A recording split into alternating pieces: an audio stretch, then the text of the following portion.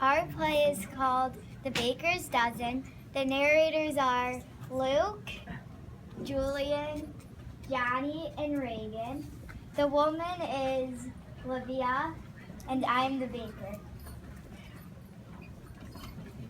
In the Dutch colonial town later known as Albany, New York, there lived a baker, Van Amsterdam, who was as honest as he could be. Each morning he checked and balanced scales, and he took great care to give his customers exactly what they paid for, not more and not less. Van Amsterdam's shop was always busy because people trusted him and because he was a good baker as well. And never was a shop busier than in the day before December 6th, when the Dutch celebrated St. Nicholas Day. At that time of year, people flocked to the baker's shop to buy fine St. Nicholas cookies. Made of gingerbread, iced in red and white, they look just like St. Nicholas, as the Dutch know him.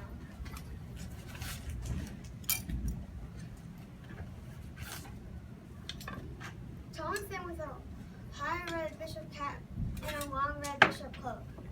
One St. Nicholas Day morning, the baker was just ready for business when the door of the shop flew open. In walked an old woman, wrapped in a long black shawl. I've come for a dozen of your St. Nicholas cookies. Taking a tray and counted out 12 cookies. He started to wrap them, but the woman reached out and stopped him. I asked for a dozen. You've only given me 12. Madam, everyone knows a dozen is 12, but I say a dozen is 13. Give me one more. Van Amsterdam was not a man to bear foolishness. Madam, my customers get exactly what they pay for, not more and not less. You may keep the cookies. She turned to go, but stopped at the door. Van Amsterdam, however honest you may be, your heart is small and your fist is tight. Fall again, mount again, learn how to count again. Then she was gone. From that day, everything went wrong in Van Amsterdam's bakery. His bread rose too high or not at all. His pies were sour or too sweet. His cakes crumbled or were chewy. His cookies were burnt or doughy. His customers soon noticed the difference. Before long, most of them were going to other bakers. That old woman has bewitched me. Is this how my honesty is rewarded? A year passed. The baker grew poorer and poorer. Since he sold little, he baked little. His shelves were nearly bare. His last few customers slipped away. Finally, on the day before St. Nicholas Day, not one customer came to Van Amsterdam's shop. At day's end, the baker sat alone, staring at his unsold St. Nicholas cookies. I wish St. Nicholas could help me now. Then closed his shop and went sadly to bed.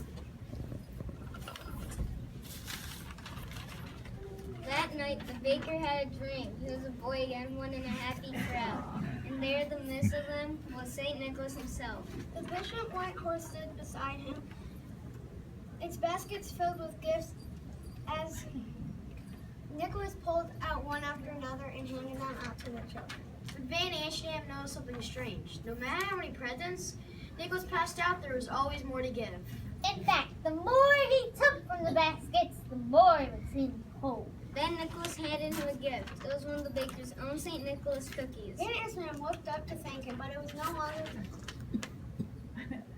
longer St. Nicholas standing there. Smiling down at him was the one with the long black shawl. Van Amsterdam woke with a start. Moonlight shone through the half-closed shutters as he lay there, thinking. I always give my customers exactly what they pay for, not more and not less. But why not give them more? The next morning, the baker rose early. He mixed his gingerbread dough and rolled it out. He cut the shapes and baked them. He iced them in red and white to look just like St. Nicholas. And the cookies were as fine as any he has made. Van Amsterdam had just finished when the door flew open and walked the woman with the old woman with the black shawl. I've come for a dozen of your St. Nicholas cookies. In great excitement, Baker counted out 12 cookies. And one more. And this shop, who now a dozen is 13.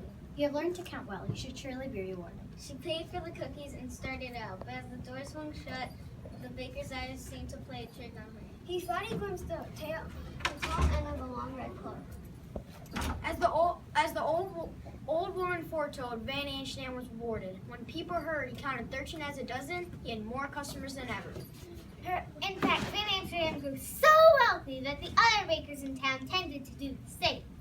Then the practice spread to other towns, at last through the American colonies. And this, they say, is how 13 became the baker's dozen. A custom common for over a century. And still alive in some places to this day.